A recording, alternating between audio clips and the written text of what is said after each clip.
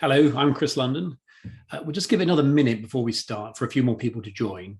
I think it's probably going to take about 45, 50 minutes in total. There's quite a few things I wanted to cover, but it should take about that amount of time.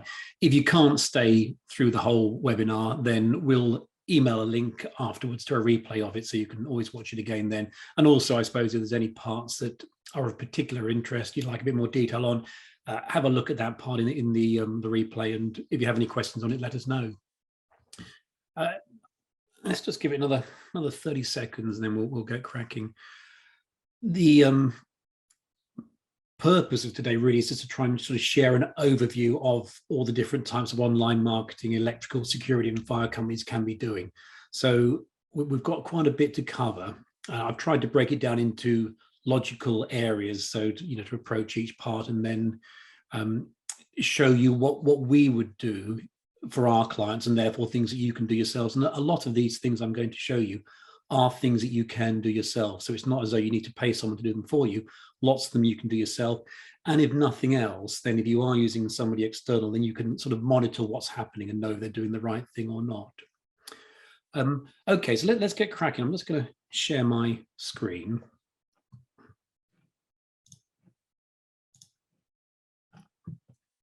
There we go. Stick my little thing up in the corner there. Okay, so just briefly who we are, electrical marketers. We are an online marketing company. We do websites, social media, SEO, advertising and everything else.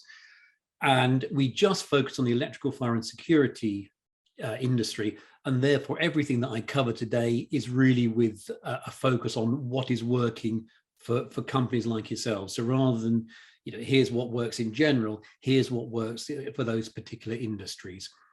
I just mentioned before I sort of started properly that I've split this into, I think it's 6 main sections. So we're going to be looking at the website, SEO, advertising, social media, email, and so on, and what things in each of those areas can make a real difference to your business during 2022. I try and do a webinar every 4 to 6 weeks, something like that, and share some useful information. The reason for that is over the last 20, 25 years, I've built up masses and masses of sort of knowledge about online marketing. And I'm more than happy to share that with others. And equally, if you have any questions, give me a ring, send me an email, and I'll do my best to answer that. And my view always is, yes, we're looking for more customers. However, not everyone's going to use us. And if we share useful information, then people out there sort of working hard every single day will know a bit more about what's going on. So if they're using someone to do their SEO, for example, they'll know what that company should be doing, and they'll be able to check up on them and make sure they really are doing it. So without further ado, what we're going to cover today is, first of all, the website conversion. So it's all well and good having lots of people come to your website, but if they aren't making an inquiry, if they aren't picking up the phone and contacting you, all the effort that's going into that is really wasted. So the key thing for any kind of marketing campaign is to get the website right. Secondly, the basics of ranking well in search results. I say the basics because it's a huge, great subject, but what I'm going to try and show you today are the key things that you should be doing on your website and off your website if you want to rank well in search engines. And if you're using someone else to do that for you, then what you should be checking to make sure that they are doing their job properly. The importance of Google Maps. Now, Google Maps is very important for being found and used by companies or people in your local area. I did a webinar about 6-7 weeks ago on Google Maps, so I'm not going to go into too much detail on that other than to show you just the high level why it's important and a few key things on ranking well in Google Maps. If you want some more information, send us an email and I'll send you out a link to a recording of the Google Maps webinar we did. I think it was beginning of December. Online advertising. Now, online advertising is a big subject. It runs through everything from, I suppose, Google through the likes of Facebook, LinkedIn. Then we've got trade directories, got the likes of Checker Trade, Trusted Trader, and so on. There's lots of different places you can advertise online. I'm just going to focus on the Google side at the moment because that's a great area to grow your business very quickly. If you need to boost the number of leads you've got coming in the next 2 or 3 months, Google advertising is a very good way of doing that. Done right, it's very cost effective. Now, we come across a lot of companies that waste money on it just because they're not doing it in the right way. But if you do your advertising right, you can very quickly and very cheaply get a lot more inquiries. So I'm going to show you how we approach advertising.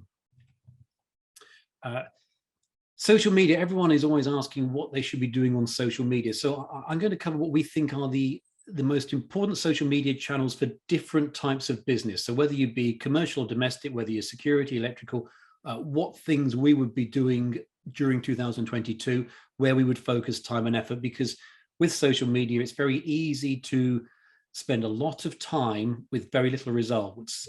So rather than doing that, we'll show you what we're going to focus on for our clients and where we think the most useful places are to spend your time and your efforts.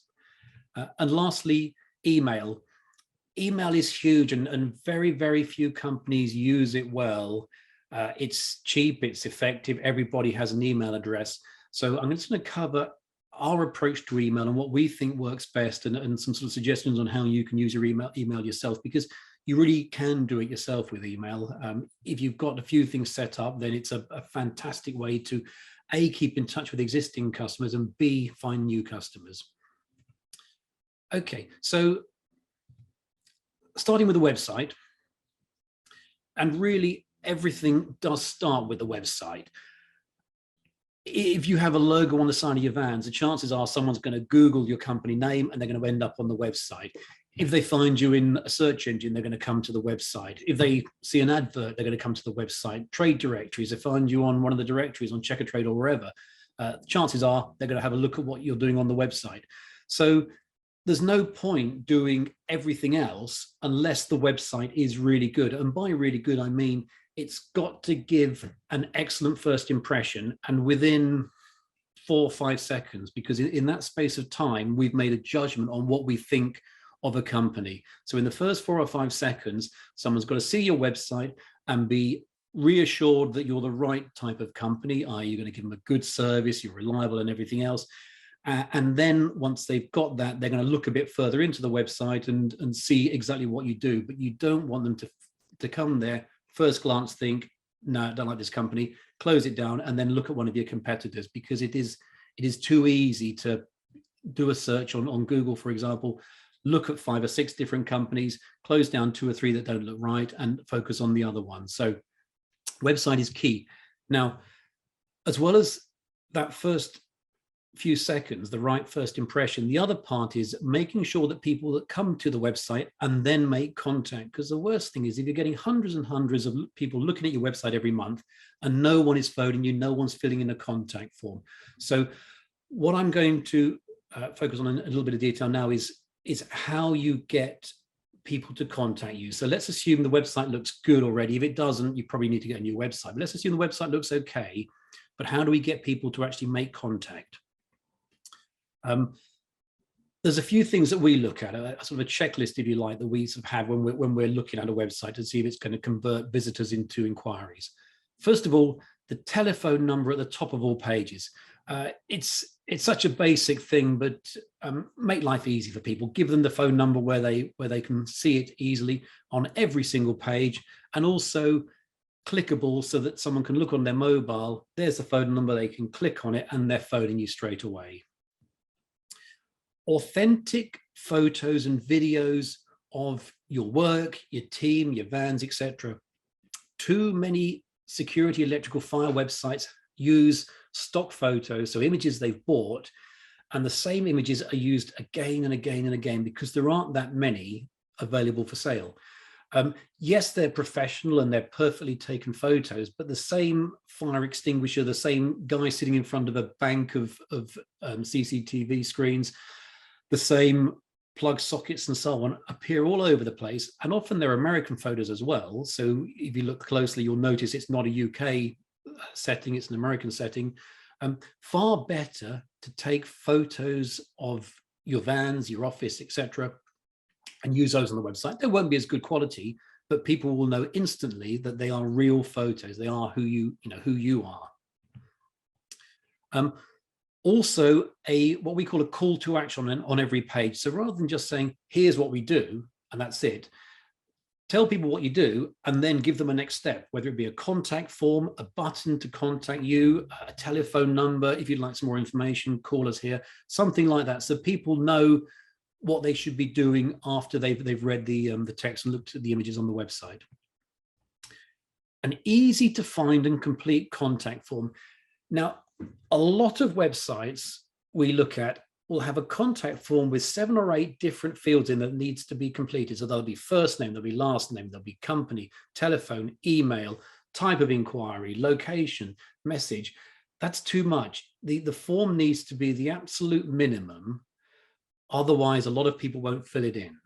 So ideally, name, email, phone, message, nothing more than that. If they want to tell you some detail, they'll put it into the message. There's no point asking if they're domestic or commercial, asking what service they're interested in. You can find that out when you speak to them on the phone, or if they send you an email, you can reply to the email and ask those questions. So nice and simple contact form. I think it's a given these days. A website's got to be mobile friendly. If you can't look at it on your phone easily and see everything and be able to read the words on it, it's not going to work very well at all, because I'd say for a typical electrical security company, probably about 1/3 of all website visits are going to be on a phone these days. And the last thing, fast loading. If it takes 10, 15 seconds for it to appear on your screen, people are going to go elsewhere. So I'm just going to use an example of one of our sites to sort of try and show you what all these things mean and how they all fit together. So it's a security company. So first of all, phone number at the top of the pages. Here we go. There's a telephone number. We've put the email there as well. We've put a link to Facebook because they post a lot of photos of work they've done on Facebook. So it's easy when someone reaches this page straight away. If all they want to do is get in touch, there's the phone, there's the email, nice and simple and straightforward. Second thing is authentic photos. So this company, there's their offices in the background. We couldn't get all the vans in. There were about another 4 or 5 off the side here, but we've shown vans here. It's a photo that's unique to that company. It's not a photo that we've bought from a professional photographer. It is a photo of that company. Someone looking at that knows straight away that this is who they are. Here's some of their vans. They've got a few vans. They're a reasonable size. They're probably a sort of reliable, trustworthy company. And within half a second of seeing that photo, we've got a message over about the company, and then someone can look further inside the website. On every single page, we've got call to action. So here we've got a button to make an inquiry. Down here, this is the electrical page. We've got a form that can be filled in, name, company, email, message, depending on what sort of inquiry. So they're looking for commercial work with this page. If they were looking for more domestic, we'd probably put in telephone number on there as well. What's quite interesting though is when you don't put the telephone number in, a lot of people will actually write their phone number into the message. If they want to contact you, they'll put in, please call me on, whatever in there. Mobile friendly. So mobile, tablet. These days, I would suggest roughly 30 to 35% of people look at a website in our industries on a mobile, between about 7 and 10% on a tablet, and the rest, which is 55% are looking at it on a laptop or a desktop. It's roughly that. When you're doing more commercial work, you'll find more people look on laptops and desktops. When you're doing more domestic work, it's much more mobile and tablet. Last thing is fast loading. This is just a report we run. I tend to ignore these numbers here because what matters to people is how quickly they see an image on their screen. So in this case, this particular website, there we are, 540 milliseconds, so about half a second, and they're starting to see a picture on the screen. Now, that website, it's a long homepage. There's the top part with the photo, and there's lots more down below. But all that matters is that someone sees that top part very quickly. So they've gone to the website, and within a second or 2 seconds, they're seeing pictures, they're seeing words, they're sort of reassured about what this company can do, and they're not thinking about looking for someone else because it's taken 5 seconds or 7 seconds or 8 seconds for it to appear. It does always seem a bit daft to me that, you know, we are talking a small number of seconds that people have patience for, but Google has done various research on it, and every extra second drops off 5, 6, 7% of people. So every second does count, and it also has an impact on search ranking, because Google is looking at websites and ranking those that open quicker and are very fast to use higher than those that are slow, because it knows what, you know, people's patience is very, very short these days. So coming on to search ranking, this is a big subject, search ranking. SEO is a term that is bandied around a lot, search engine optimization. What I'm going to try and do is give you a bit of an overview of search ranking and show you the sort of the key things to be looking at, rather than tell you every single detail on it, because it would take forever to go through that. So first thing I always think is to know what people search for. So it's all well and good thinking about what you do, what your services are, but what really matters is what people out there are typing into Google or whatever to find you. We're always looking at the top keywords. We have lists of the top 50, 100 or more keywords for different sectors. So for electrical, for fire, for security. So currently for electrical, the top 10 are electrician near me, which gets about 60,000 searches a month, electrician, and then we've got PAT testing, EICR, energy performance certificate, and then, you know, lower down, less search things like local electrician, electrical testing, etc. Fire and security at the moment, security cameras, CCTV camera, they're the biggie, 40,000 a month. And then we've got smoke alarm, fire alarm, home security, and so on. There's always a few interesting things. For example, the retail market, burglar alarm is what they search for. In the commercial market, tends to be intruder alarm. Burglar alarm at 8,100 a month at the moment. Intruder alarm is searched about 2,700 a month. So on the industry side in security, we're thinking intruder alarm. However, a lot more people are searching for burglar alarm than intruder alarm. So when looking at search ranking, it's important to start off by looking at what people are really searching for, rather than what you think they should be searching for. And all this data is available freely from Google. If you search, I think it's on the lines of Google Keyword Planner or something like that. There's a tool they have which will show you how many people are searching each month for different keywords. And we're always looking at it, and we're always updating the data we've got, because it's key to make sure that our customers' websites are being found for the, you know, the right search terms. So once you know what searches people are looking for and what you want to be ranking for, the next thing is how do you go about achieving that? And I'm going to just take you through some of the basics first of all on ranking well in search engines. First up, you've got to have your name, address, and phone number on all pages. Bit of a typo there. I said of all pages, on all pages, because it's Google call this NAP, name, address, phone number. It's a big factor for them, trying to be sure that a company that they're going to list in their search results is a real company, a proper company, and is offering the services that they say they are. If you look at this from Google's perspective, and I'm talking Google at the moment because they're the biggest by a long shot. 91% of all searches are done on Google. Bing, I think, is about 7%, 6 or 7%. Yahoo is 1%, and there's a couple of others like DuckDuckGo and so on. So let's just focus on Google. Google is the world's biggest advertising company. Their money comes from advertising. So the adverts at the top of a page, if someone clicks on it, then they earn some money. That's their business.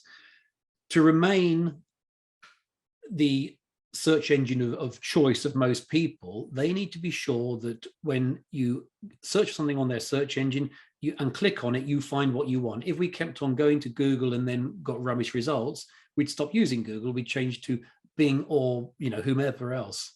So by always giving good results, Google ensures that people always use their search engine. And as a result, every so often people click on one of their adverts, and that's how they earn their money.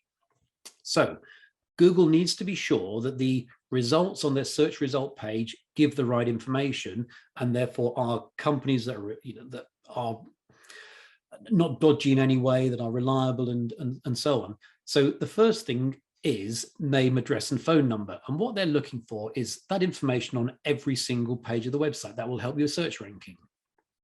Second thing is they're looking to be sure that your company is found all over the place. They want to find listings for your business in lots of different places on the internet, because then they know that you're a good company, a reliable company. So directory listings like Yell, LinkedIn, Facebook, the phone books like 192.com, Thomson Local, and so on. They're looking for you in all of those different directories, and by finding your name, address, and phone number in those directories, as well as the website, they're ticking boxes, and they're sort of reassuring themselves that you are the right company to show. On your website, it's very important to have a page for each of your core services. So for example, if you want to rank for EICR test and you don't have a page on that, it'll be very, very hard, because there's just not enough information on your website. You need to have a page on EICR. You need to talk, and I'm thinking now 300-400 words as a minimum about EICR, how you do the test, frequently asked questions about it, those types of things. And that gives Google enough information to know that you are a good company to put in their search results at the top for EICR. You also, these days, need to have a page for each key location. The reason for that is that people tend not to search for a word like, let's say, electrician, because if they search for electrician, all kinds of different things will come up. It could be to do with an electrical product. It could be to do with a job, electrical job, all kinds of different stuff.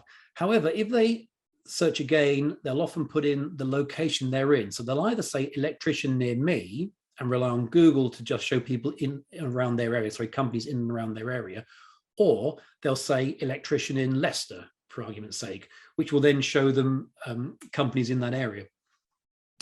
So what you need to do on your website is have a page for all the key locations that you're operating in. So let's stick with electrician in Leicester. Let's imagine you're 40 miles from Leicester, but you do a lot of work there. You have a page called electrician in Leicester, and on there you're talking about the different services you do, and you're talking about doing them in Leicester. Yes, there's duplication because you've got pages for each of your services, but by mentioning Leicester a number of times, Google will see that and know that Leicester is relevant to your company. So I always suggest don't go too far with this. Don't try and have 100 pages for every single sort of micro location, every tiny suburb and so on, but aim for about 10 for your key towns, cities, and nearby. So the areas you really want to be working in. And that can also be counties. So, rather than just Oxford, we've got Oxfordshire. Rather than just listing a list of towns, we can put in 3 or 4 counties that those towns are in. So we're sort of addressing it in a couple of different ways there. The next thing is to have unique content on all pages. One of the things that Google and the other search engines are doing is that they'll look at the content on the website, and they're visiting the website regularly. Every day, every few days, they're coming back, having a look at what's on your website. And they want unique content. They don't just want it to be the same on every single page. So let's say we've got the page for each location here. What you can't do, if you want it to work well, is copy that text for Leicester onto the page for Nottingham, for argument's sake, and for all the other pages, and just change Leicester into Nottingham. You've got to have unique content for each page, because Google will spot that. And if it's all the same, they'll just discount most of it and just focus on one. So it's worth putting a bit of effort in and just writing the words for each page so it is all a bit different. And the last thing within sort of the basics of search ranking is to keep on adding new content. I mentioned just now, Google is always coming back to a website, always looking again. What they're after is fresh content. They want sites that are regularly updated, because then they know that you are active, you're doing stuff on the website. And if you're updating regularly, they're going to rank you a lot higher than someone that launches the website today and then never changes it for the next 5 years. The way you can add new content, the easiest way, is through something like a blog. You can change photos regularly. You can have examples of past projects, things like that. clearly the core services don't change very much. You can tweak them here and there, and legislation does change from time to time, but things like blogs and news and so on are the easy way of doing it. And within that, the best route is to talk about what you're up to. So talk about new projects. If you've hired someone, talk about that. Just some way of having something new, maybe once a month, going onto the website, so Google spots the changes and knows that it is being updated. Now, I'm going to go into a bit more detail. Those are the basics, things that really have to be done to have any hope of ranking the search engine. Now, these things are a bit more detailed, a bit more technical. The first thing is, within the code of every page on a site, there's a thing called a meta title and a meta tag. And they appear in search results, but they also appear at the top of the page in the browser tab. And I'll show you an example in a moment. The title, you've got about 8 or 9 words, and that really is one of the most important parts of the website from the point of view of search ranking. And in those 8 or 9 words, you need to have whatever service is on that page, and maybe the location if you're focusing on a particular location. And if you're trying to get your company ranking higher in Google, so let's say there's 3 companies with the same name as you, and you're appearing third of those 3, you'd put your company name in there as well. But it is only 8 or 9 words, so there's only a small amount of space to to get those keywords in there. So they have to be chosen very, very carefully. Second thing is the URL. So you have your company website, and then there's a / and then electrical or whatever it may be. That URL needs to sort of align with whatever keywords you're going to try and rank for. I'll show you an example of that in a moment, how it should be done. Within the text of a website, you have what are called H1 headings. There's also H2, 3, 4, 5, and 6. And they're a title. And you can have ideally one H1 heading on a page. And Google knows that H1 heading is important because it should be a title for that page. And whatever words are in that H1 heading, Google knows are keywords relevant to your business, and therefore words that you want to rank well in search engines for. Again, I'll show you an example shortly about how that should be done. Obviously, Google and the other search engines can't really understand images.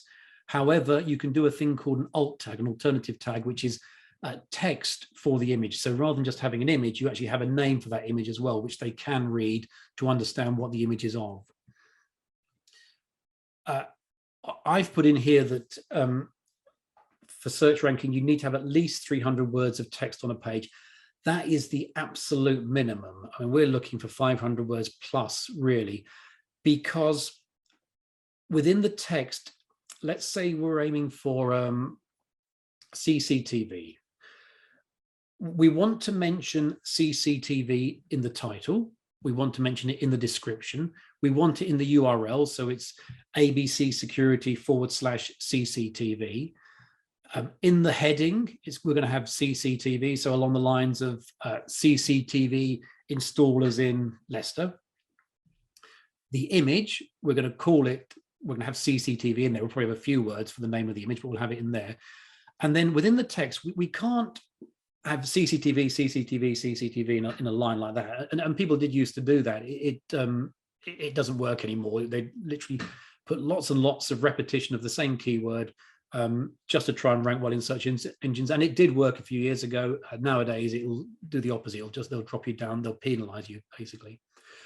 So you need to mention CCTV multiple times in the text without it being stupid. And by having at least 300 words, then you can do that. By having more words, then you can talk in much more detail about it. And really, the more words you have, the better.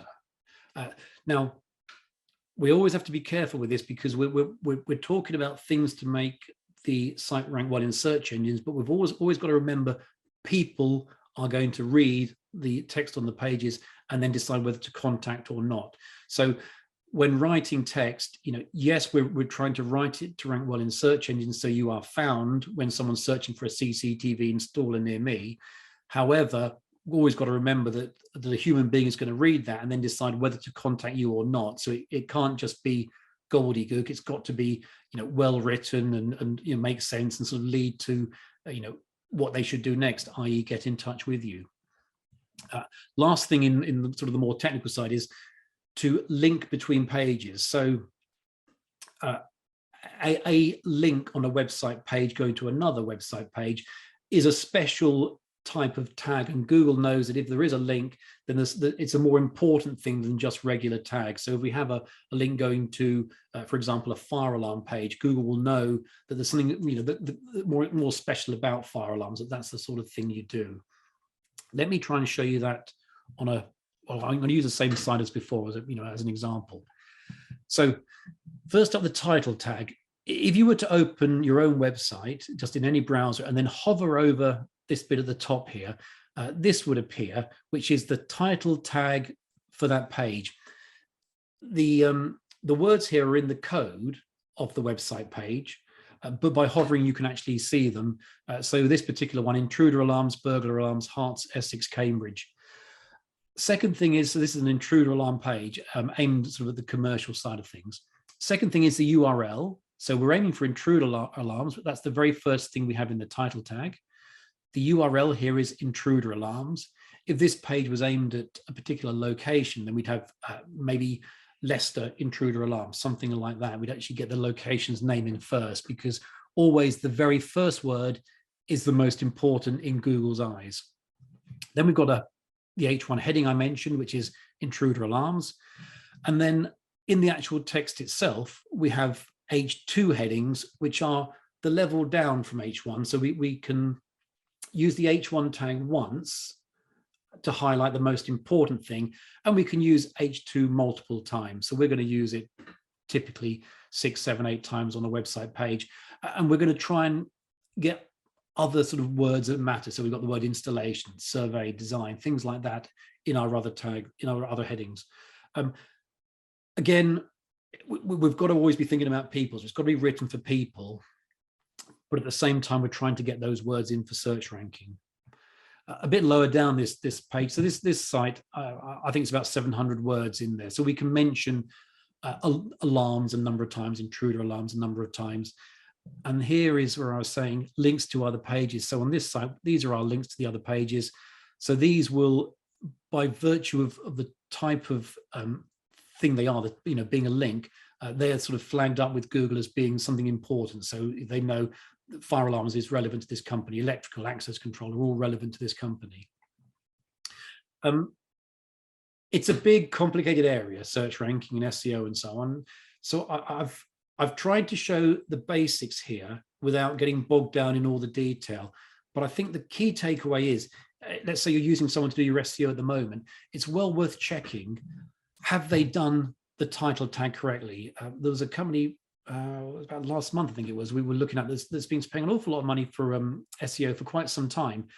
And they've assumed that someone's doing something for them, but have no real way of checking up on it. And as soon as we have a quick look at their site, it's obvious that they're not really doing what they should be doing. They're taking the money every month and then not doing the job. So it is always worth checking. If you are having someone do it for you, make sure that they've done a good title tag. Make sure the URL is right. Make sure this is an H1 heading and these are H2 headings, and that you've got enough text on the page. You've got some links to other pages. All basics that you can look at fairly quickly and easily.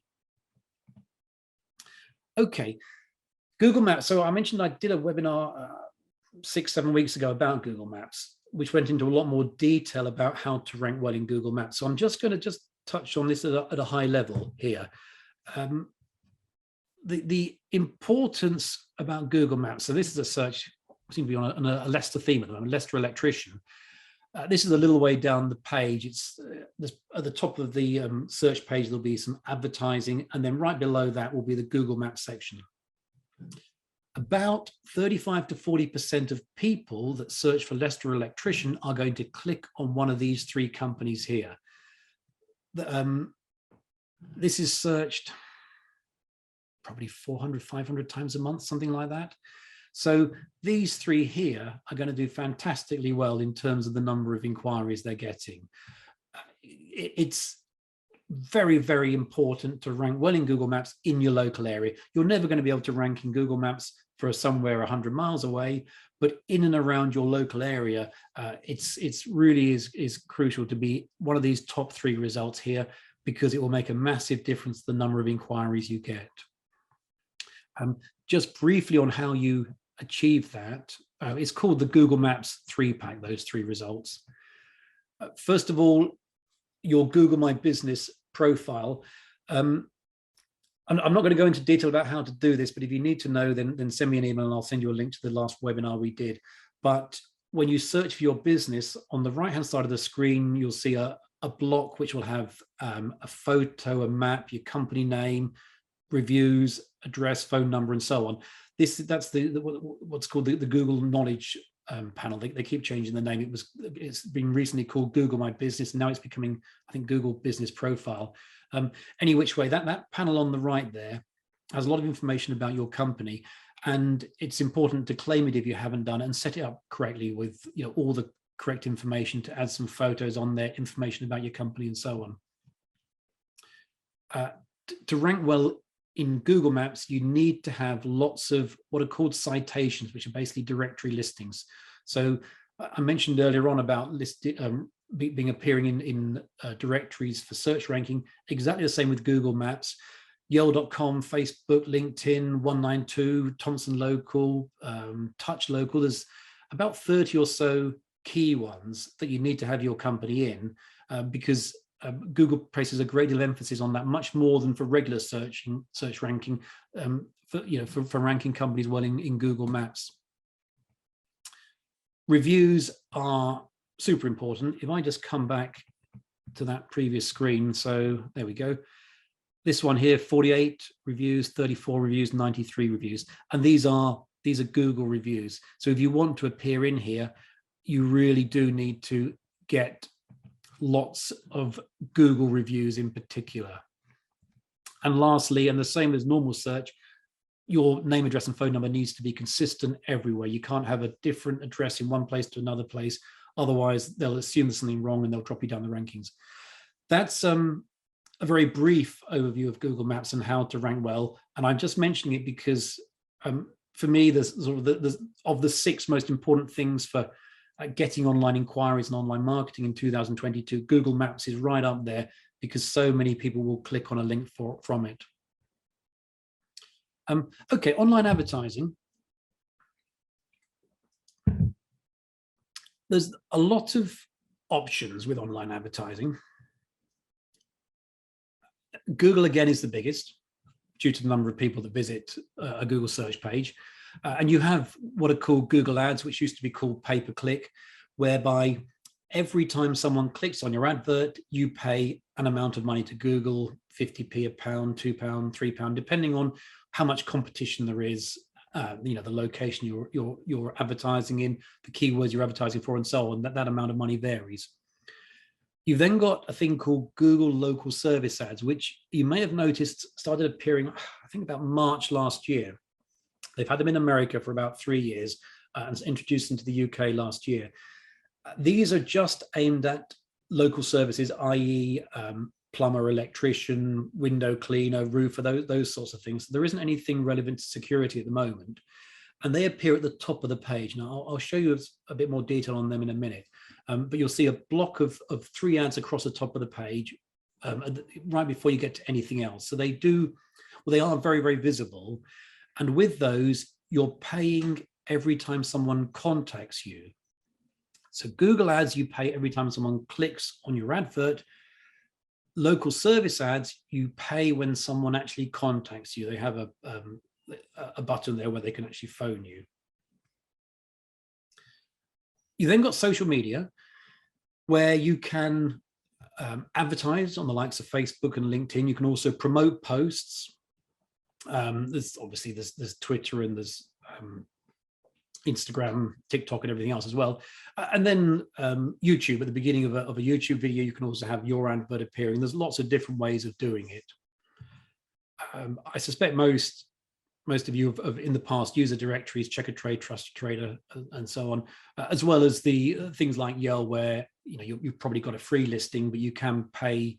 And I don't know what their monthly charges are now, but you can pay a monthly fee to be like a promote in a larger listing. And then there's also the paid leads option, where you're paying, say, rated people. Is it £25 a lead at the moment? I sort of lose track a little bit, but you're paying them every single time they give you a lead. Obviously, the downside being that they're selling it to 3 companies, so you're always having to quote as cheaply as possible to get the work, because you're always in competition with others. The good thing about something like, say, the Google ads is you may be the only company they contact. If they click on your advert, they like what they see, and then they phone you and you respond quickly, they may not look at anybody else. Whereas a paid lead from, say, Rated People, it's going to go to 3 other companies. They're going to get 3 phone calls, and then there is, competition. Yes, you've got to present your business well, but it probably does come down to who's the cheapest, and that's the company they're going to go for. These, I think, are the main online advertising options. Obviously, things change over time. I mean, when I was a kid, it was Yellow Pages. I remember every year we get a new Yellow Pages, a great big thick directory, and my father would impress me by tearing it in half. Yellow Pages stopped, a couple of years ago, 3 years ago, and by the time it stopped, it was a tiny little thing, because no one was really advertising in it. Everyone was advertising online. For me, Google Ads works extremely well. Jury's out a bit on local service ads. Social media sort of works depending on how you do it. Directories do work well for some companies, but you have to, I suppose, play the game. So, for example, Checkatrade, you need to be at the top of the listings, but to achieve that, you need to be getting regular reviews on Checkatrade, keep on getting more and more reviews, because we noticed that the companies that don't have many recent reviews will drop down a bit. And even though someone may only have 10 reviews and you've got 90, if those 10 are in the last month, they'll start appearing above you. So there is a bit of a game to be played there. Yell, Thompson Local, I mean, they're still going after all these years. I'm not quite sure, why you'd pay to advertise on Yell, because chances are people aren't going to go to yell.com and look for a business. They're going to just go to a search engine and type it in there, or they're going to go to a Checkatrade, or they're going to go to an ECA or an EIC or something like that, and find an actual supplier that route. For the purpose of today, I'm trying to give a bit of an overview. So I'm just going to focus on the Google ads and the Google local services ads, mainly because probably most of you know about directories already and have probably used some of these in the past, maybe when your businesses were smaller and you were growing them. Social media is a tricky and complicated thing to do well, so I'm not going to try and go into that at the moment. However, I am planning a webinar later in the year on social media that will go into much more detail about all the different social media channels, how to make best use of them, and within that we'll look at advertising as well. So let's have a look at these first 2 here. So here's a typical search page for electrician Oxford. Excuse me. At the top, we've got Google local service ads, which are these 3 here. And then below the regular ads, the pay-per-click ads. Now, if you click on one of these, no money is charged to this company, and it opens in a slightly bigger box. If you then click and phone them, that's when VHL Oxford will be actually charged for doing it. I'll show you in a moment about what it costs and so on. 1 or 2 things to note here. The reviews are very visible. So you look at this. So this is Electrician Oxford, and it's come up with 1 company in London, 1 company in Southeast London, so 1 company in Northwest London, which is not too far from Oxford, I guess, 1 company in Southeast London, and 1 company in Milton Keynes. The results aren't great. I said my sort of opinion on local service ads is a little bit, I'm sort of reserving it. I'm not convinced how good they are. They've sort of worked in America in places and not worked very well in other places. But this, they're called local service ads. And if it's produced 3 companies that aren't particularly near to Oxford, it's not quite working. Probably because Oxford companies aren't using these. You can click on this button here and see more electricians. And then you'll get a list of them and decide what you want, which one you're interested in. But it's visible. It's right at the top of the page, and you see the reviews. I'll I'll come on in a moment to how I think they should be used if you want to try them. Below that, we have the regular Google ads. So this company here, Blandford's, have almost certainly got a campaign running whereby if someone searches for the word electrician in the Oxford area, then their advert should show. Or maybe they've got electrician Oxford. If someone searches for exactly that, then their advert will show. The same with the companies below. There's quite a skill to A, writing the text for this, and B, choosing what keywords you should appear for, what search words you should appear for, and what ones you shouldn't appear for, which I'm going to cover in a couple of minutes. But let's just look in more detail at the local service ads first, just because they're at the top of the page. So first impressions with these always is, yes, I mentioned the locations, but you look at this one here, they've got loads and loads of reviews. They're not very good. And I'm thinking myself personally, I'd probably skip past someone like that, because you do worry, well, we've only got 3.7 out of 5. There must be a problem.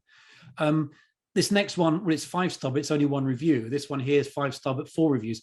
This one sort of looks the best at first impression.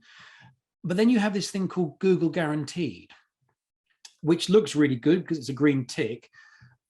Basically, it's Google will look at a company in more detail, check out their insurance and so on, and then they will make them a Google Guaranteed company. And as a consumer, if you use one of these companies and things go wrong, you can claim, I think it's £1,500 in compensation. The wording is quite interesting in Google, in that it's sort of at Google's discretion and so on, and it just reads as though it may be tricky to actually claim it. I can't say that for sure. It's just having read through it. But from a sort of consumer's point of view, it looks good. Google Guaranteed. Well, we all know who Google are, and they're guaranteeing. You sort of assume they're guaranteeing this company, so it gives a good impression. So looking at these 3 here and just sort of taking a personal view, personally, I discount that one because they've got, the review, even though they've got loads of reviews, they're not very good.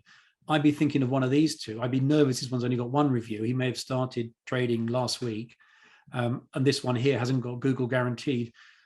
To be honest, I'd probably just skip past and go to the adverts below. In terms of how the local service ads work, first of all, you choose a service. So electrician, roofer, plumber, window cleaner, what else? We've got carpet cleaner, pest control, all those sorts of things. So as I mentioned before, nothing for security at the moment. So electrician would be, the only way of using them. You then set a monthly budget based on how many inquiries you want. And for electricians, currently the cost is between about £14 and £21. It varies depending on the competition. So if there's a lot of competition in your area, it's more expensive. If there isn't, it's cheaper. But the range currently is between about £14 and £21 per inquiry. The Google Guarantee scheme I mentioned, you just have to provide them with information about your business and your insurance cover and so on. And then the last thing is the actual ranking. So who appears first is based on location, reviews, opening hours. So for example, if I'm searching in the middle of the night, it's going to try and show me companies that are open rather than companies that are closed. The ranking is important because clearly these 3 here get all the eyeballs. Yes, someone could click on more electricians in Oxford and they will see others, but it's really these 3 here that are going to get the views and the inquiries. So it is important to appear in the top 3 spaces, and to achieve that, everyone is paying the same amount of money. Therefore, they're looking at your location relevant to where someone's searching, and how many reviews you've got, assuming that everyone's open, how many reviews you've got. So having Google reviews does have an impact on local service ads. As I said before, for me, the jury's out on them as to whether they are a worthwhile way of spending money, because you're paying between £14 and £21 each time someone contacts you, even though you have no idea what they're after, whether it's even relevant. So they've searched for electrician. It could be a car electrician. It could be my light switch isn't working. It could be a big job, but you've got no way of knowing, and you're paying every single time a call comes in, which makes me a little bit nervous because it's the word electrician is too general a term, really. You'd rather have something a bit more specific than that. So let's look at the actual Google ads themselves. So these are the pay-per-click ones, whereby anyone can set up an account with Google and advertise. So their advert will appear every time someone searches for CCTV Birmingham. Their advert will appear at the top of Google, and then at the bottom of the page, and the next page will be at the top and the bottom as well. So it'll appear in multiple places. This is how Google makes their money. Every time someone clicks on one of these adverts, they'll earn £1, £2, £3, whatever it may be. So looking at this from Google's perspective, they want adverts that people will click on. What they don't want are bad adverts that people will just go straight past because they earn no money. They want at the top of the page the very, very best adverts that people are most likely to click on, and then they'll earn more and more money. A few basics on it. So first of all, yes, you pay every time someone clicks on your advert. You can target keywords and locations. For example, let's say car charger installation, EV charger installation. That can be your keyword, and you can have your advert display to anyone within, say, 20 miles of your office. Oh, there we go. You can. We suggest you also use what we call long tail keywords. So don't use the word electrician on its own because it's too general, but do use electrician in Basildon. Use EV charger installer. Have a couple more words there, because by doing that, you'll get rid of the clicks that aren't relevant. For example, let's say we just had EV charger or car charger. That could be anything. That could be someone researching about electric cars. It could be someone looking about, how do they work, just want to read about it. The moment we put the word installer in, suddenly we get a person with a real requirement that actually wants to buy one, that wants to have one installed for them. Also include negative keywords. So for example, let's say we've got the advert electrician, but we don't want someone looking for something to do with auto related electrician. So they've got a problem with the fuse box in their car. Most of you probably aren't interested in that kind of work. So we put a negative keyword in, which is car or auto, and therefore if they then search for car electrician, your advert won't show up. It'll only show up for sort of more regular electrician type searches. With Google Ads, you can set daily and monthly budgets. So you're paying every time someone clicks, but you could cap that. You could say, okay, we'll pay a maximum of £20 a day. And each month we'll pay a maximum of £400. So each day, when you get to your £20 spend, the advert stops displaying. So there's no danger of you end up spending, a fortune every day because it goes out of control.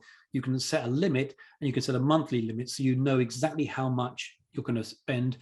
You can also choose the days and the times for the adverts to run.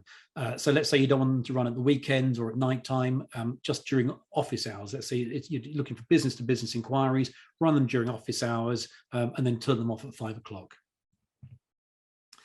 Now, those are the basics. The next thing is sort of how you optimize and how you make them really effective. I've got an example here I'll use. So the first thing is you can set a maximum bid per click. And the way Google Ads work is it's not £2 to be the first in the list, £1.75 to be second, £1.50 to be third, and so on. It's an auction. So Google is going to rank the best one top and the second best, next one down, and so on, based on who will pay the most. But there are other factors involved as well. So you can set a limit, because let's say you left it unlimited and someone was prepared to pay £10, you could end up paying £10 and a penny just to appear at the top of the rankings. So you set yourself a limit per click of maybe £2 a click. That may mean you're not number one on the adverts, but you might be 2 or 3, which is fine because they're just as visible. When Google works out how much you are going to pay for your clicks, they're using a thing called a quality score, which is really three factors. One is, and sorry, just to be clear on that. So the quality score is the better your quality score, the cheaper the adverts are going to be for you. So if you've got a very low quality score, the adverts will be expensive every time. If you've got a high quality score, the adverts are going to be cheap. So three factors go into quality score. First of all, Google's expected click-through rate for your advert. So they think, let's say this one up here, 24/7 emergency electricians. Let's say this company is advertising the keywords 24/7 emergency electrician. Chances are someone looking at this is going to click through. So in Google's eyes, that's going to have a high expected click-through rate because it matches whatever the keyword is in the title here. Second thing is the sort of relevance of the kind of the whole advert to what someone's searching for. So again, you know, we've got the keyword electricians here. We're mentioning electricians down here, domestic, commercial, and so on. Reasonable. If they mentioned electrician maybe a couple of times, and this would appear a bit higher up, you know, a bit more relevant for an electrician search. The third factor in the quality score is the actual landing page. So where someone goes from the advert, the page that they land on, how relevant that page is to the advert. Coming back to the earlier point I mentioned, that Google wants people to keep coming back to Google because whenever they click on one of the search results, it gives them a really good page. It takes them to a really useful page. So therefore we keep on using Google because it gives us good results. So, you know, it's a cycle. We keep on coming back again and again.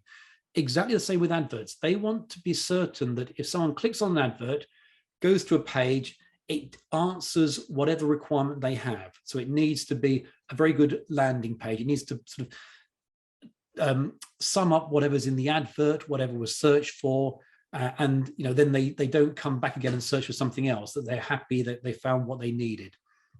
So those three factors go into improving quality score, which in turn reduces the actual cost you pay.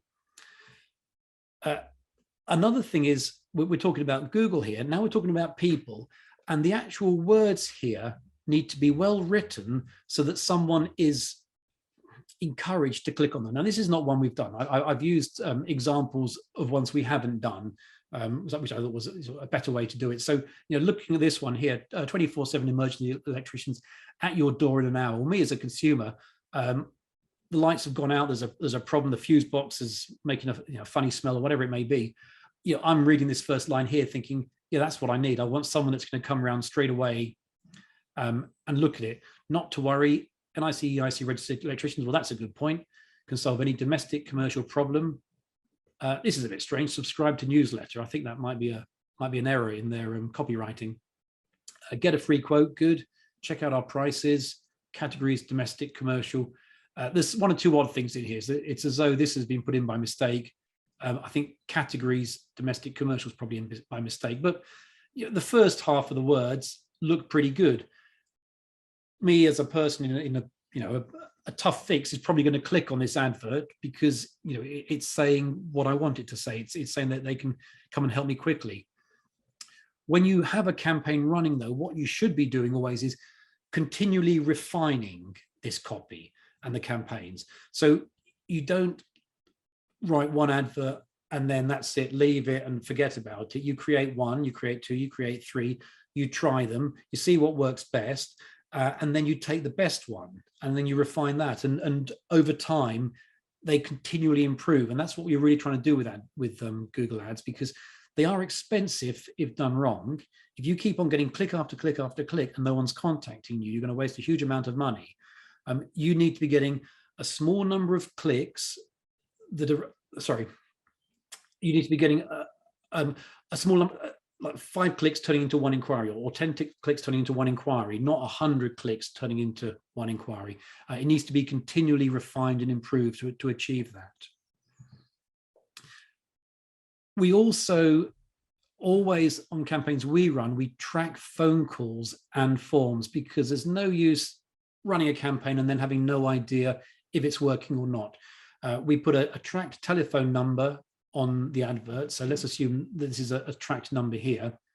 what that means is every time someone phones from the advert, we know it's happened. So we can measure, okay, in the last month, we've had 27 phone calls, 52 contact forms. We know what's going on. And then we can look back and say, all right, we've generated this number of inquiries. Of those, this number are good inquiries, and it's cost X number of pounds. So we can work out how much each good inquiry is actually really costing, and know whether the campaign is working, not working, needs changing, etc.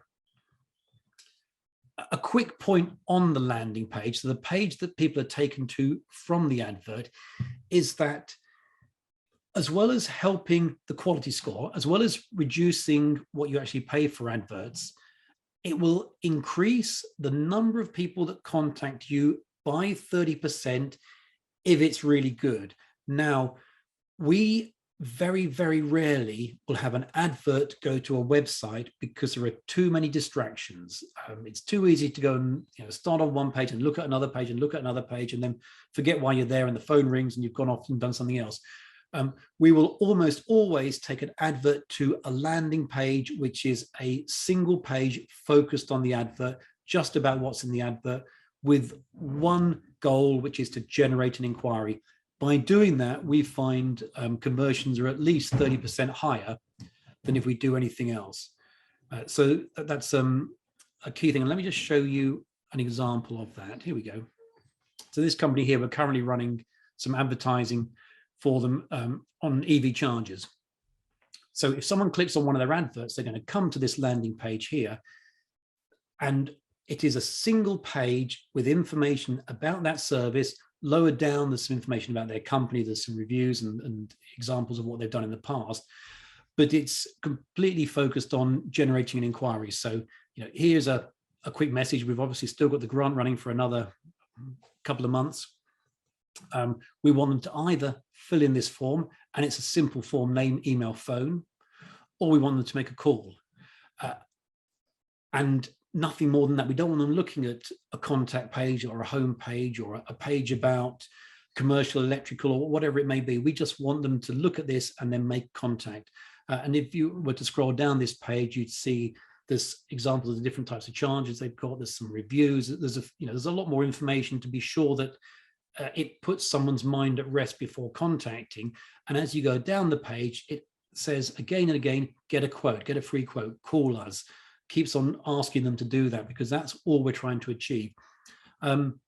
This page at the moment, out of every 6.5 clicks on the advert, one results in an inquiry. Not necessarily a good inquiry, but one either fills in the form or makes a phone call. So about 6.5 clicks results in one inquiry for this landing page at the moment, which from my perspective means it's working really well. It's doing what it should do.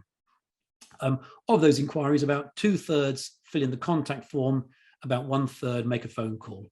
So I do see too many advert landing pages that don't have a form on them, or the phone number's a bit hidden away. It's key. You think 2/3 are going to fill that in, 1/3 are going to call. These have got to be right at the top of the page, very, very easily accessible.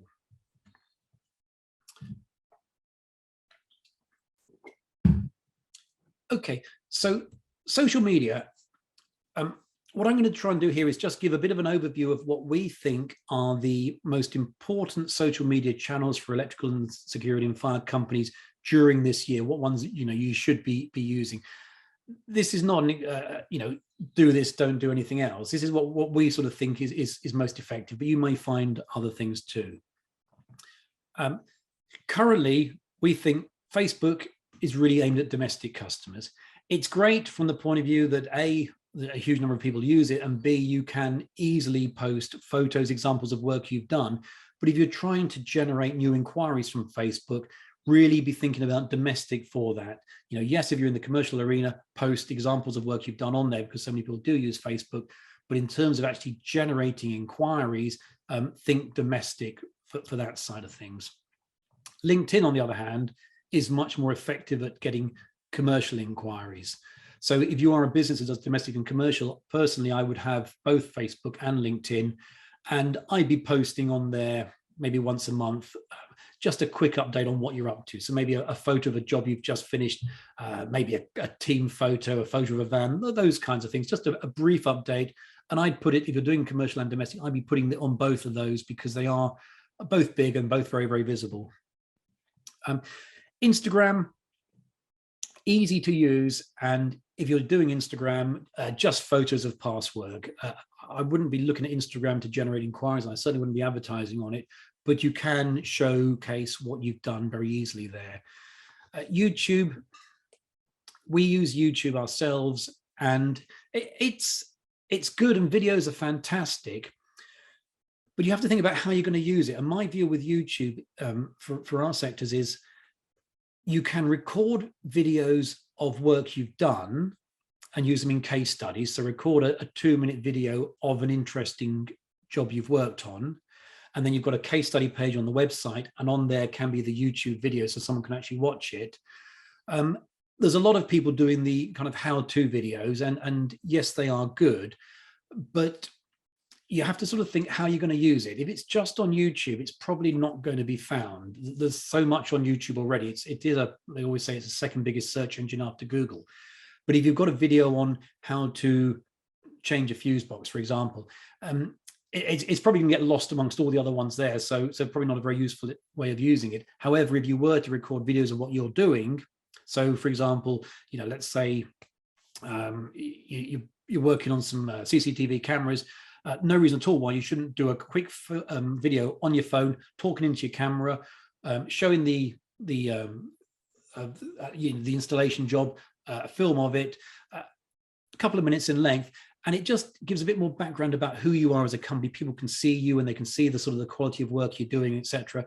And that little video can then go on the website. It's on YouTube. It's sort of streamed through the website, so it won't slow anything down, and someone can just watch it. And in 2 minutes, they've got a warm, fuzzy feeling about you.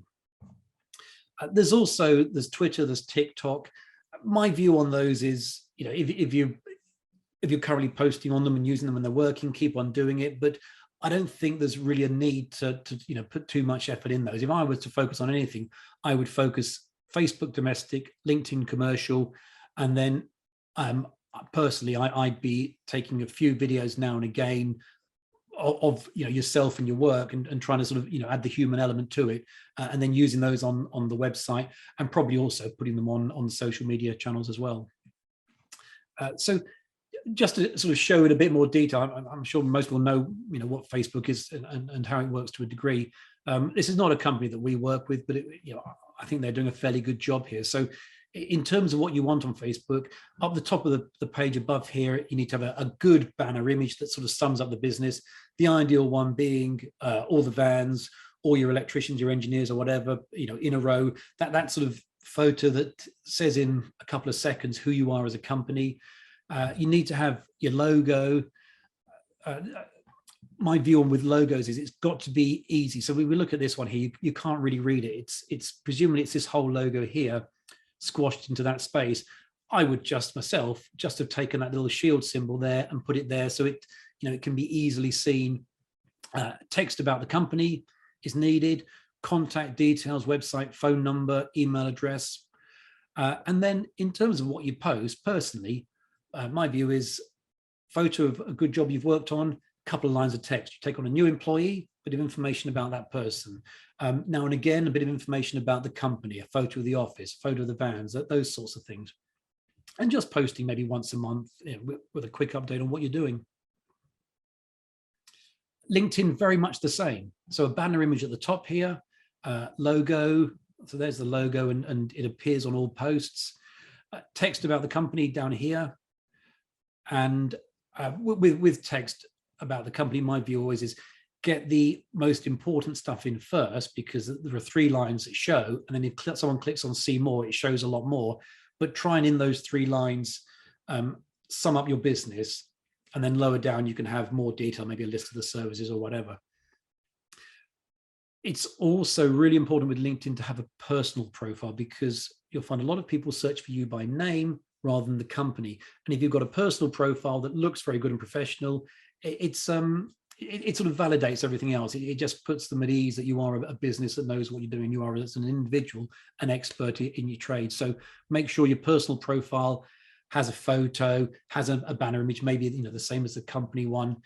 You don't need to post on it regularly, but make sure that the words about you look good, because it is too easy these days to type in to Google or wherever a person's name and their company, and then read about them. And LinkedIn will always come up very high up in the search results, so you can get a feel for who somebody is. So be sure that the words are what you want them to be.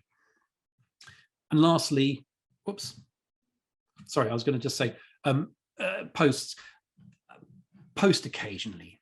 And by occasionally, I mean once a month, once every couple of months. You don't have to be doing these all the time. Same with Facebook. Now and again, need to try and avoid doing nothing for a year, because it always looks a bit bad if the last post was 50 weeks ago. You sort of think, well, what's his company up to? But if it was 4 or 5 weeks ago, then that's fine. So just post occasionally, about once a month. If you're going to use YouTube, obviously set up an account. You can put a banner image and a logo on YouTube as well, and then record the videos to use on the website. And as I mentioned before, I'd be thinking things like a team video, a quick, here's the team. Yeah, okay, it's a bit embarrassing and cringy. However, if someone has been recommended to your company, is looking at you on the website and watches a 1-minute video of your team, and there's 3 or 4 people there, and they're all quite pleasant and everything else, well, that's it. That's the warm fuzzy feeling that will persuade them to then contact you. A quick video of the office, maybe from the outside, maybe a quick one through the front door, that if you've got sort of a reasonable sized premises inside. Work you've done is the obvious and the easy one to do, and if you can, try and show yourself working as well as the actual job, because it's always nice to see an actual person in there. Interesting projects, and if you want to do how-to videos, yes, do them, but there is massive competition already out there for them. So coming on to email marketing, and really this is sort of the last thing I wanted to focus on in terms of online marketing in 2022. Email is huge and much maligned because we've experienced so much spam over the years, and I know whenever I go into my email, there's a load more rubbish messages which have no relevance to me whatsoever. So I suppose the first thing is why email? Everybody has an email address. Everybody on this webinar, we've reached by an email, and we've sent you out a link to join this webinar using an email. So everybody has an email. It's a way you can communicate with lots of people quickly. So you can, you're not having to phone them, which takes time, and then they're not there, they're not answering the phone. With email, you can reach lots of people very quickly. It's also an active marketing channel. Things like the website, social media, even advertising and search ranking, they're what I would call passive. So they're waiting for someone to come along and find you and then contact you. With email, you can go out there and you can contact people. So let's say you have the list of companies you'd really like to be working for. You can actually just email them and say, this is who we are, this is what we do, and if you can put together some good wording, get an opportunity to start talking to them. So it's a way of actually reaching the people you want to, rather than waiting for people to approach you. It's also low cost. Everything else really does cost money. And whether it be money because you're paying someone to do it, or money because it's your time actually doing it yourself. If you're doing your own search ranking, your own advertising, there's cost involved because it is your time doing it. Email is very low cost because you can send an email to 50 people or 100 people in a matter of seconds once you've actually written the text. And if you do it from your own email, it's not going to cost you anything at all. The types of email you can send, I mean, we sort of break it down into a number of categories. There's cold ones. So I mentioned, there's 100 companies you want to work with. You can email those. You can find out who the right contact was there and send them an email. What we call database reactivation, which basically means most companies that have been around for a while will have built up a database of customers, contacts, etc. on there. Some people that came to them they never did any work for, others that they've worked for in the past and haven't spoken to in a year.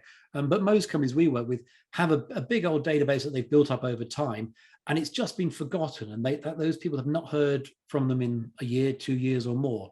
So you can very easily reactivate them, get a bit of correspondence going with them again.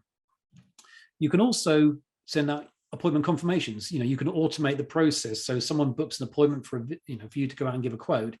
You can use email to sort of automate the confirmation I'll be there, and then a reminder, day before, morning before, or whatever, so that they are definitely there and you don't turn up and they're not around.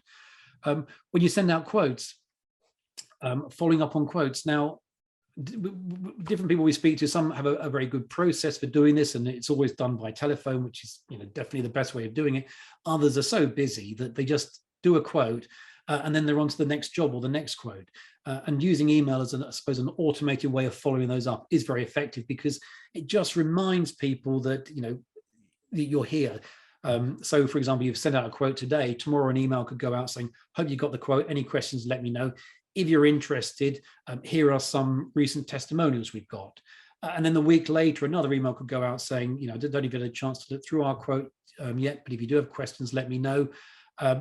Here's an example of a couple of jobs we've worked on recently," and you can have a little case study and maybe a testimonial or whatever it may be. But sort of using email as a way of following up quotes without you yourself having to phone them and email them, individual emails, which takes a lot of time. You can ask companies for reviews, people for reviews after you do work. We use a campaign often for our customers, called it a nurture campaign, where they've spoken to somebody, maybe they've not used them, or the time wasn't right or whatever, but just to kind of keep in touch on an occasional basis, every couple of months, if there's some useful information to share, they've done a new interesting project, things like that. And the last one is lost customers. And the reality is, none of us get all the people we talk to. They don't all say yes. There's going to be a good number that will go and use a competitor, but there's no reason for not keeping in touch with those, because the reality is that the person that has the CCTV cameras installed today, in a year or so, may need access control, or they may find that there's a problem with their maintenance company. They may be looking for a new maintenance company, but they'll forget you because they said no to your quote for CCTV because you were too expensive, or they thought someone else could do a better job, or whatever it may be. That could be completely out of your control. And if you never contact them again, that's all gone. But if you contact them, occasionally, then when something happens, they're let down. There's a good chance that they'll get in touch with you, and you'll have another chance to talk to them.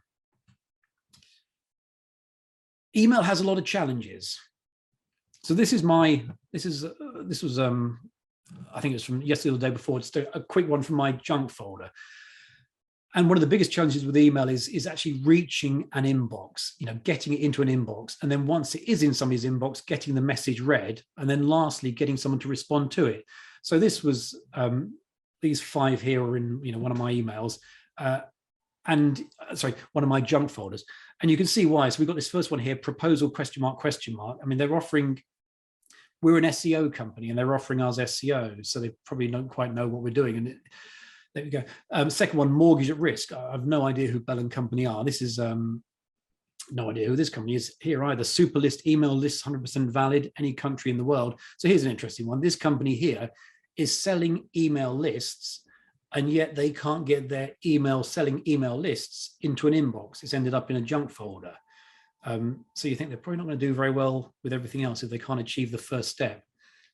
And then I've got hi from Jacob, which is an interesting one. I'll show you a bit more detail in a moment. So this was a few from a junk folder. So the first challenge always is getting into somebody's inbox.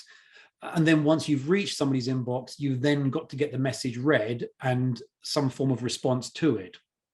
This last one here, this one, I looked in a bit more detail at it. He was trying to sell me an email service, so to persuade me that his company could do email for our clients, and yet his email to me couldn't get into my inbox. So you're probably not going to get very far with that. And let me just sort of show you why. So this is his email. So I mean, there's lots of problems here. So if we look at this here, this has been sent with a like an email service, like I'm not sure which one it is, but there's things like MailChimp and there's campaign monitoring, all these different ones.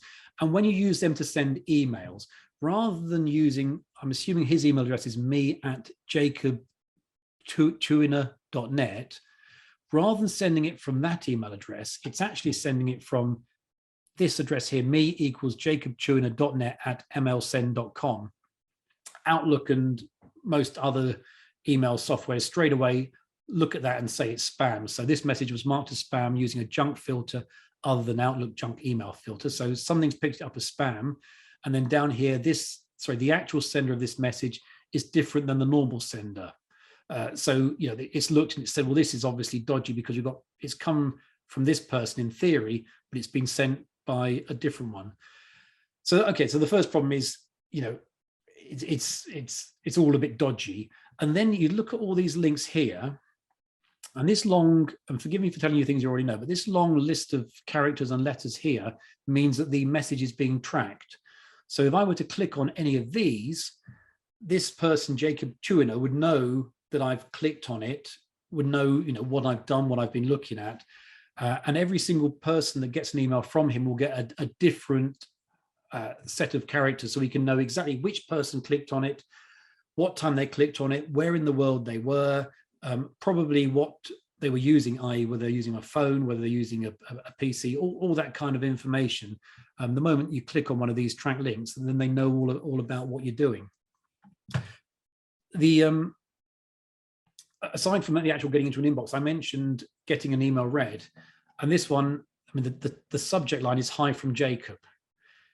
If I knew someone called Jacob, possibly I'd open it because I think it was from a friend. But otherwise, "Hi from Jacob" is a terrible thing if I don't know a Jacob. It's it's a completely useless subject line to use. So there we go. So let me just come on from that to making emails successful. First up, send properly. So send it from Outlook if you're using Outlook, or from Gmail, or from Apple Mail, or whatever form you're using. You can send it like that. You can send individual emails like that. If you're going to send multiple emails, use a proper email sending tool. There's a number out there, and by all means contact me, and I'll give you some examples of which ones work well. But avoid the likes of the MailChimps and so on, because in my experience, they just don't work. You're just not getting an email through with those, because they're known to be used by people sending out spam, and therefore most spam filters are going to block them straight away. Second up, a good subject line. And all of us, we open our emails because the subject line, if it makes sense to us, we'll look at it. If it doesn't make sense, we're not going to bother. So a good subject line is very important.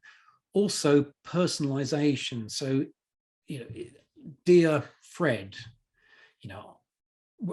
this is my company. I was wondering if ABC Limited, your company, would be interested in having a chat about what we could do with your CCTV, something like that. Location, let's say it's a company based in Manchester, talking about how we work with companies in Manchester to do ... Just personalizing it rather than it being a very general email that's sent out to everybody. Short and to the point.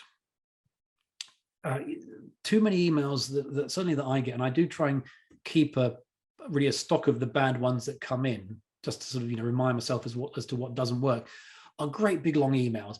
And the reality is, we're going to read an email on the phone, on a mobile, a lot of the time, so it's got to be short and to the point. And the junk ones, because you instantly look at them and you can see the spammy words, the words in capitals, the exclamation marks, the emojis and all that kind of stuff.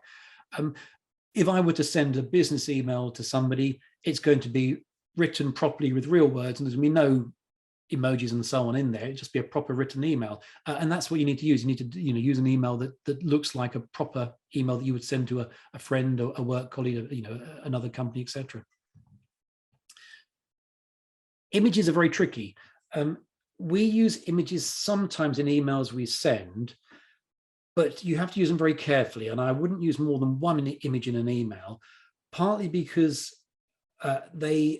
with something like Outlook, images won't be displayed by default. So you'll end up with a box which will say, and a message at the top saying something like Outlook hasn't downloaded these images, but click here to download them. On a phone, the images will show up, but not on certainly on Outlook.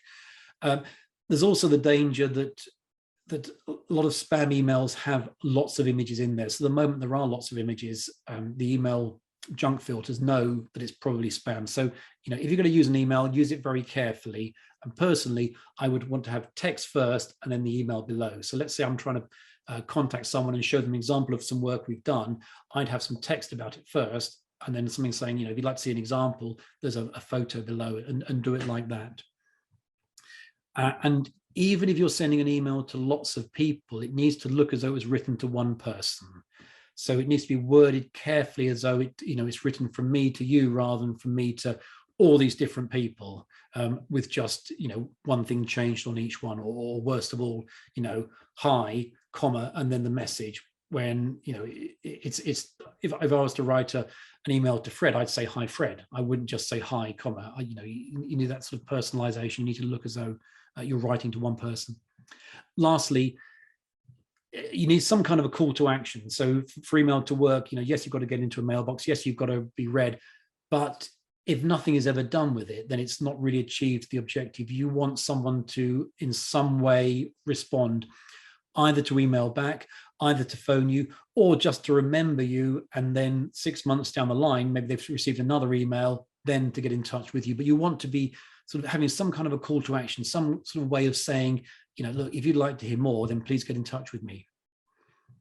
Okay, so I've covered quite a lot of stuff here, and possibly it's taken a little bit longer than I sort of suggested it would at the beginning, but just trying to sum up the key things then. We've covered website conversion, which is key. There's no point having a good website if no one contacts you from it.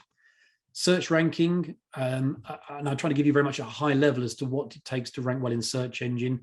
I will do another webinar later in this year about the more detail on search ranking, to show exactly what you need to do. But hopefully that's given you a few ideas.